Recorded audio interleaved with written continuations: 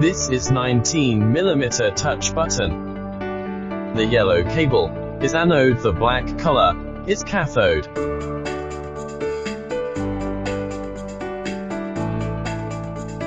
When the touch button connects the 9V battery, the LED lamp color is blue. When you touch it again, the LED color is changed red color. If you want to use this button control the other equipment indicator light, you will use the red color connects the other red cable, the blue cable connects the black cable. For this situation, the indicator light is not lighting.